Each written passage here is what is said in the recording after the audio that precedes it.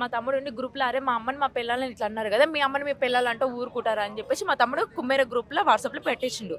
పెట్టేసిన తర్వాత అక్కడ ఊళ్ళో ఎవరు ఆ మెసేజ్ చూసుకున్నారు. చూసుకున్న తర్వాత అరే చాకలోడు ఇట్లా అన్నాడంట, ఇట్లా చేసిండంట, ఇట్లా మాటలు అన్నాడు, వాడిని ఏం చేద్దాం రా అని చెప్పేసి అక్కడక్కడ ఫోన్లు మాట్లాడుకున్న తర్వాత అక్కడ శ్రీనివాసరెడ్డి ఉన్నాడు. శ్రీనివాసరెడ్డి చూసి ఆ మెసేజ్ చూసి వీళ్ళు మంచితనంగా పిలుచుకున్నారు సార్.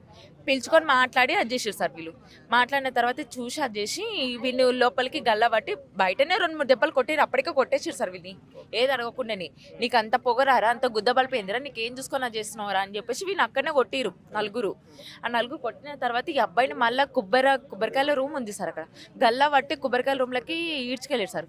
నా కొడుకుని ఎందుకు కొడుతారని చెప్పేసి మా అమ్మ మా చిన్న తమ్ముడు ఎంబడికి లోపలికి వెళ్ళిపోయారు. లోపలికి వెళ్ళిపోతుంటే నా కొడుకుని కొట్టకండి సార్, నా కొడుకుని తప్పకండి ఏమంటే మాట్లాడదామని చెప్పేసి మా అమ్మ వీని ఇంకనే లోపలికి వెళ్ళిపోయింది సార్.